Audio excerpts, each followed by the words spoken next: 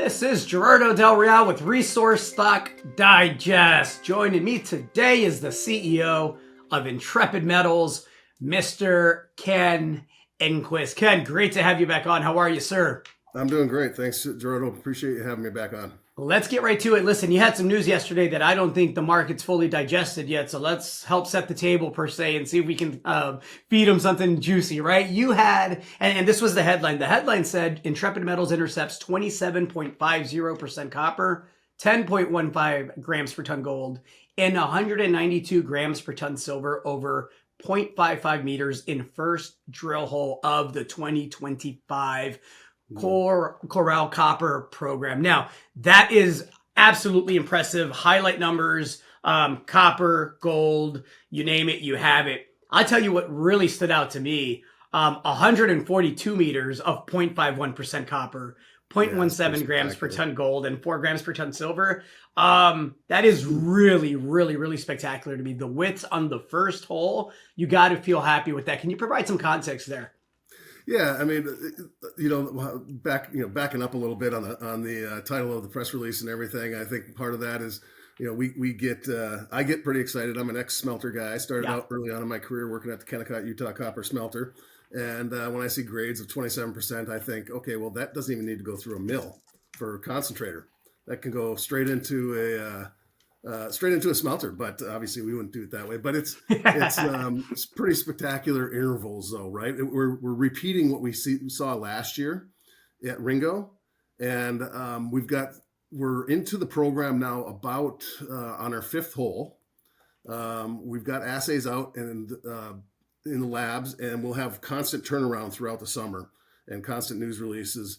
And I've seen the first 4 or 5 holes, and I can tell you it's looking a lot very similar to what we're seeing here. So we're hitting into the same massive sulfides and the same relative intervals.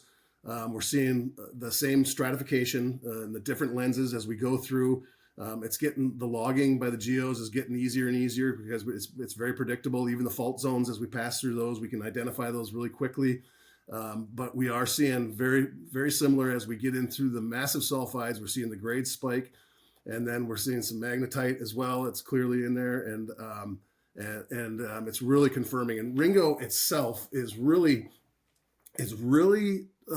turning out to be. We've always done this comparison to the Copper Queen mine down in Bisbee, Arizona, the historic one, and we always have said that, we see the same exact host rock mineralization, the Abrigo limestone. And we do. We see that throughout our property. And that's the main sediment hosted mineralization is the Abrigo limestone, where we have our, what's called a CRD, a carbonate replacement deposit, right, in Ringo, and throughout Holiday and Earp as well. But we see the intensity in Ringo that is building up, and the peripheral mineralization around Ringo is very analogous to rocks that are very close to a porphyry source. Right. And so as we continue our work in the field, we continue mapping the outcrops, and we continue to uncover the story of the geology here as we drill more and more. We're really seeing this, not just the same host rock, but we're seeing the same story as what Copper Queen is.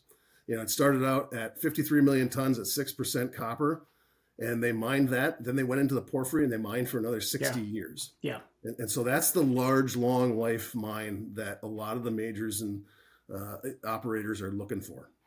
The Corral project benefits, and I got to highlight this and emphasize this, from phenomenal infrastructure. You got copper headed to what I believe is going to be new record highs that are going to catch a lot of people off guard. You're here in the U.S. at a time where, all of these critical metals are being designated as what they are, critical metals, right? Yeah. Critical to national security and being able to provide the energy sources that we're going to need if we are going to lead the global race in, everything from AI to, you name it, nuclear benefits, copper benefits. We could go on and on. But the infrastructure to me is top notch. Let me tell you the other thing. that's top notch to me, and that was really important for me to see the widths of mineralization that you're pulling on that first hole, is the fact that this isn't a part of a small, tiny little deposit. I'm looking at the location of the drill holes and where they were spaced. You clearly are drilling to prove out scale in an efficient way. Can you speak to that a bit? Yeah, I mean, we certainly prioritize the holes based on probability of success out of the gates, because that's what we do in this business. Is we have to generate news and show the markets that we have something here, and we don't want to put those holes out into the distance and waste a lot of time. We want to put those out and get people interested, get our share price up, bring more money into the treasury so we can continue to drill this thing out and take bigger risks and get out to identifying the porphyry source and stuff like that. So we have, but what we're in right now, yes, you're right. We did step out a little bit, and we're seeing the breadth and depth of this in intervals, like you said, 142 meters at 0.5%, 85 meters even at 88%. Yeah. Those are great intervals. And I go back to my background as a mine developer, largely is I'm thinking about the economics of this. I'm thinking about the open pit mine plan that goes along with this. And I see 80 meters and I'm thinking that's 3 benches, that's as many as 3 or 4 benches in a mine. And that's how much it's going to take. And I got a sense of the timing and everything of what that would take and the cash flow that would go with that. That's going to be generated from a mine of this size. So yes, you're right. It is starting to show signs of having some significant size.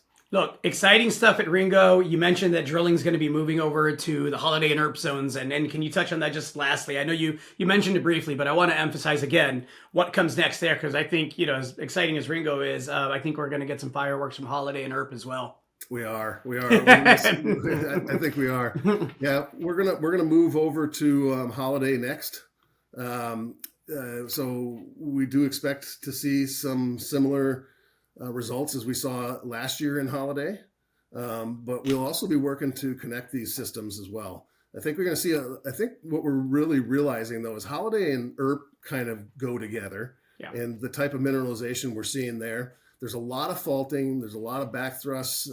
It makes the geology tough or challenging to interpret, but we've done it, and largely through a lot of the mapping of our outcrops by a gentleman named Ken Ballywag, who's just done a phenomenal job towards opening up our minds on what we're seeing here. And then we're seeing that Holiday and Earp are very similar to each other, and then Ringo's kind of standing out on its own there, and a lot more like Copper Queen. But I expect some great results coming to Holiday and Earp real soon. No, look, you have assays pending. The rigs are moving. You're off to a heck of a start. I'm looking forward to having you back on. I really love being able to have someone with your background and pedigree, because you can speak to what it looks like to envision potential economics in the future. And of course, we're talking, we're talking hypothesis at this point, and we're kind of making it up as we go, but you have the experience to know A equals B is likely to give me an outcome of C, right? And you either have that or you don't, and you have that in spades. So I think it's going to be really fun to do this more often and be able to take everything that you're drilling and pulling together and see what that could potentially look like one day, because I think it's going to be worth a whole heck of a lot more than what it's worth right now. You often, when you do enough of these economic models and everything, early days, PEAs and feasibility studies, pre-feasibility studies, and you're seeing there's all the same components. And when you see all those, you're thinking about all the different components, and there's always a couple in there that are like, well, how is this going to work? Or how is this going to generate value or contribute value? Or how is this going to take away value? And I'm not seeing any of the downsides here on Ringo and Corral as a whole. I mean, I'm seeing a lot of the potential upside, even on the CapEx side, as we look at you mentioned the infrastructure earlier. Yeah. This is easy terrain, great location, great jurisdiction, near a 600 megawatt power plant. Literally a couple miles away. This has got and then 2 rails to the West Coast. This has got all those things that are going to keep a really moderate to low CapEx. Yeah. So, no. Perfect setup. Let's do one from the drill site. If you got some good Starlink action out there and good internet connection, I'd love to have you by the way one of these days. I just ordered it last week for the site. Get it done, sir, and we'll do something from on site. I would love that, and so would the audience, I'm sure. Awesome. Ken, great. Always a pleasure. Thank you, sir. All right. Thanks, All Toronto. right. Cheers out. Bye. Hey everybody, Gerardo Del Real here. If you're enjoying the content that you just saw, you can let us know in 3 simple steps. Hit the like button, hit the subscribe button, and please share across your network and on social media. Take care, everybody.